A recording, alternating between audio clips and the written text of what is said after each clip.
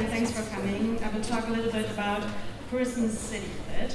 And the choice of where to live is, well, probably one of the most important decisions we have to make in life, maybe as important as choosing a partner or choosing a career. And it's not only the hard facts that matter. It's not only how many mountains there are, or how many oceans. It's not only the job we have in that city, or the climate, or the housing market. I think most people would agree that it would be most desirable to find a place that actually suits our personality and lifestyle. And this basic idea actually gave rise to a number of online tests and step-by-step guides that are designed to help you finding the place you should actually live in. I took one of these tests, this one here, and I'd like to show you some of the items. Some of them are actually kind of, well, at least similar to personality test items. And from this test, I learned that the city I should actually live in is San Francisco. So that's the place I should live in. And these tests certainly have become more popular in recent years. And this is not only because people like me like to hang out on the internet doing these tests, this is also because there's a tremendous increase in residential mobility. Not only within, but as Shiga has already mentioned, also across nations. And people are interested in these questions. But actually the concept behind it, or the basic idea, is not new at all. It is an idea of person-environment fit. And person-environment fit describes the match between the characteristics of the individual and the characteristics of the environment. And it has been mainly studied in terms of person-job fit and person-organization fit. And there are many studies out there that have shown that a good person-environment fit is beneficial for an individual's satisfaction, self-esteem, for their performance, and it is negatively related to anxiety, depression, and stress.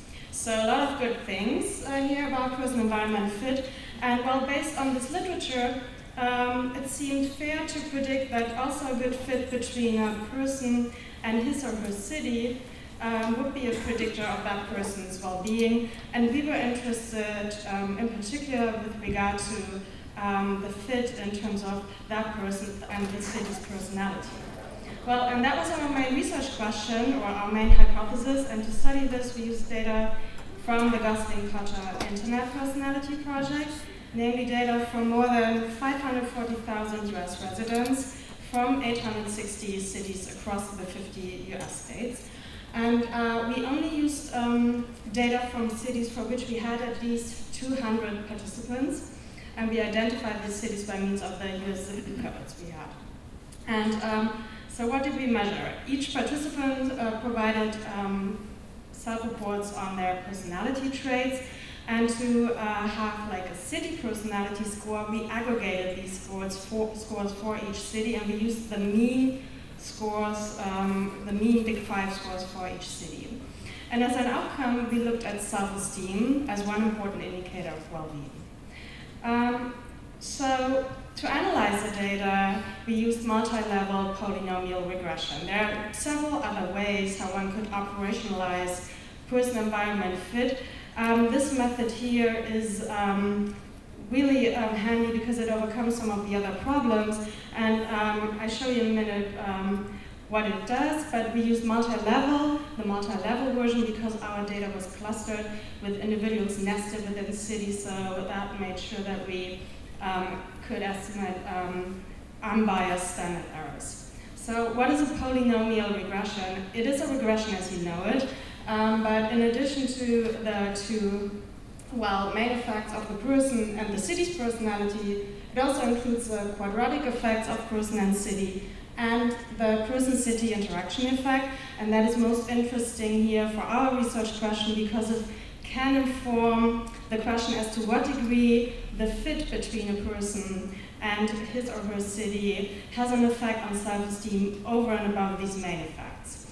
And what is not shown here, but what we also included, were several covariates, namely age and gender at the individual level, as well as average age and gender of each city. And a beautiful thing about polynomial regression is that it can be used with response surface analysis.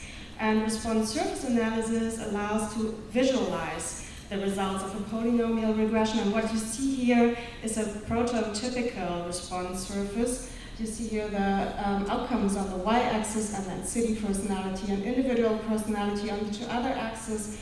And this response surface here, well, one would only expect to find such a response surface with a very strong fit hypothesis, because this response surface here would only result if only individuals who are congruent with their city, with a perfect city fit, have highest self-esteem, no matter at which level of the individual's personality trait we look at, and no matter at which city personality trait we look at.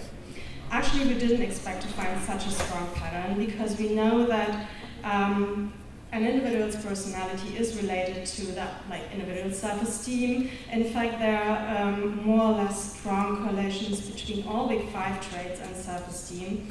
And we didn't expect that a city's personality or the fit would be stronger related to an individual's self-esteem than an individual's personality. So here's what we expected. We had a more moderate fit hypothesis, and we expected that there's a main effect of the individual's personality trait, so those who score high on the trait here in this case have higher self-esteem.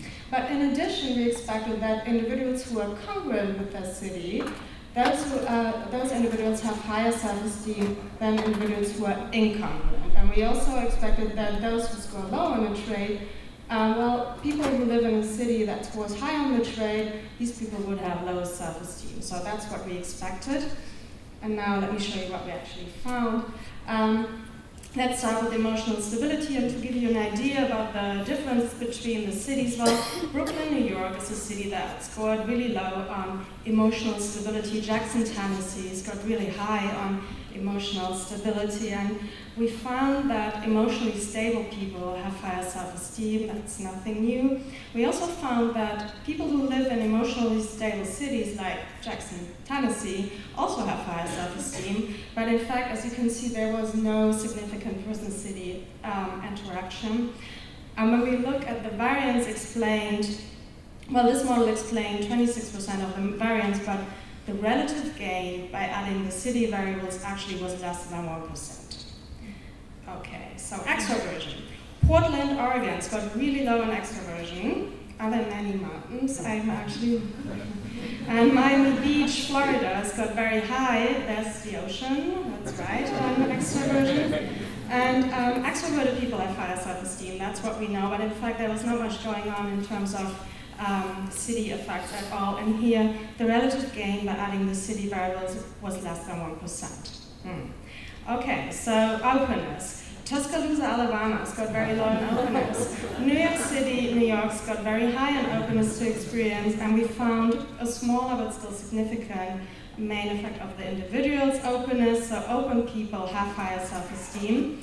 People who live in less open cities have actually higher self-esteem, and here we found a significant and positive person-city interaction effect. And when we look at the surface here, we see that this is mainly relevant for those who score low in openness to experience, because these have higher self-esteem in cities that score low on openness. So it seems that people are low in openness to experience, their self-esteem decrease in cities like New York. Then here we found the relative gain by adding the city variables, in this case was 1%, so really small effect. Agreeableness. Beverly Hills, California is a very disagreeable city in our data set. Richmond, Virginia got very high on agreeableness, and we found that agreeable people have higher self-esteem, while people who live in agreeable cities have higher self-esteem, and we found a significant interaction. So agreeable people who live in agreeable cities have the highest self-esteem. And here, when we look at the variance explained, actually here the relative gain by adding the city variables was 3%. Okay, conscientiousness. San Francisco is indeed laid back, so people score low on conscientiousness there. Detroit, Michigan got very high on conscientiousness. Conscientious people have higher self-esteem, so do people who live in conscientious cities, and there was a significant person-city interaction. So again, people, this is mainly relevant for those scoring high on conscientiousness, they have high self-esteem when they live in a conscientious city. And here, the relative gain by adding the city variables in terms of variance explained was 2%. So there are significant effects. These are small, and well, one thing that was interesting, and you might think, wow, these effect sizes are really small. Yes, they are. And we were wondering, okay, what does it mean and what can we actually expect? Because we are talking at a relatively or really fairly abstract thing, like a city's personality. And to get a better idea about the practical effect size or what that means, actually how to interpret these effects, we were looking for a benchmark. And we were thinking one interesting benchmark would be an individual's and a city's religiosity and how fit in terms of religiosity would affect self-esteem, what that means. So we were running this benchmark analysis, again looking at self-esteem as an outcome. And we found Santa Cruz, California scored very low on religiosity, by far the highest score Provo in Utah. And we found that religious people in the US, that's been shown beforehand, score higher on self-esteem. And in fact, there was a significant and positive person-city interaction effect. So you can see here, and that again was mainly relevant for people scoring high on religiosity. People high on religiosity have higher self-esteem when they live in religious cities. Cities who score high on religiosity. Well, for people low on religiosity, it doesn't really matter, apparently. And here, when we now look at the variance explained, again, we found that actually the relative gain by adding the city variables here is 2%. So this gives us an idea of what we can actually expect, and it seems that according to our data, fitting in personality-wise is actually as important as fitting in with regard to one's personality. So, well, in summary, we found small but significant person-city fit effects on self-esteem. Of course, this is a very general conclusion, and we need to qualify because it depends on the trait domain we are looking at. We found effects for openness, agreeableness, and conscientiousness, not for extroversion and emotional stability.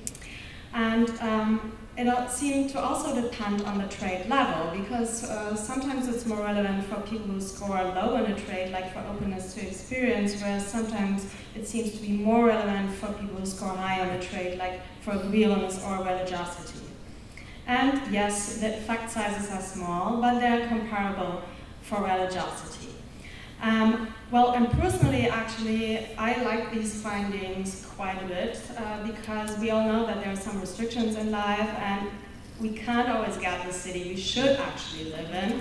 And our findings show that the results or the consequences might be less harmful than one might think when it comes to one's self-esteem, especially if one gets close to it, that might be good enough. So thank you very much, and a big thank you to my collaborators.